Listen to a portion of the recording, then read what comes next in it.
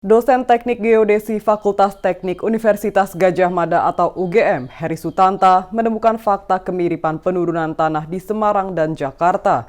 Hasil penelitiannya menyimpulkan penurunan tanah di dua kota besar di Pulau Jawa tersebut dipercepat pemanfaatan air tanah yang berlebihan dan melebihi kapasitas imbuhannya.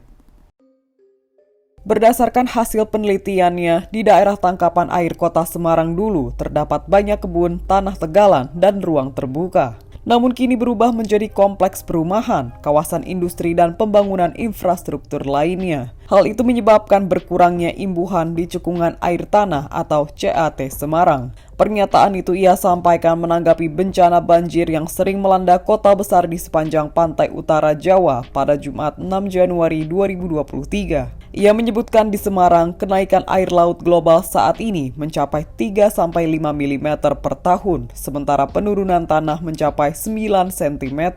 Artinya ada kenaikan penurunan tanah 30 kali lebih besar dibanding kenaikan air laut global. Menurut Heri, faktor lokal penurunan tanah ini lebih berdampak terhadap kenaikan relatif permukaan laut di Semarang dan Jakarta. Bahkan percepatan penurunan tanah ini menyebabkan dua kota tersebut sering dilanda banjir saat curah hujan tinggi karena posisi daratan di pesisir lebih rendah dari air permukaan laut. Baik di Semarang maupun di Jakarta, posisi daratan pesisir yang lebih rendah dari air permukaan laut ini harus ditangani secara komprehensif menurut Heri.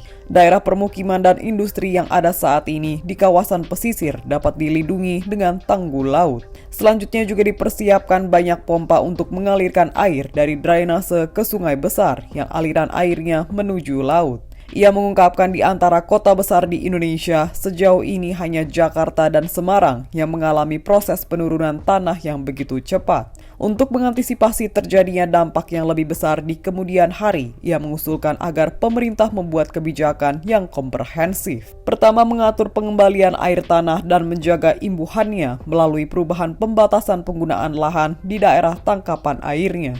Kedua, menanggulangi dampaknya, misal dengan pembangunan tanggul pantai untuk melindungi infrastruktur serta warga.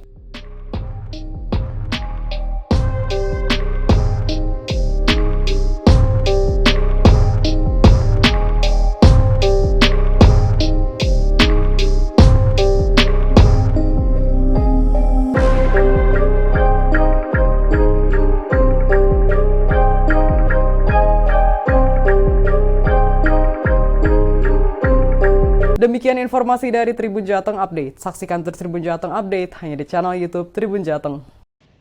Jangan lupa follow, like, dan subscribe sosial media Tribun Jateng.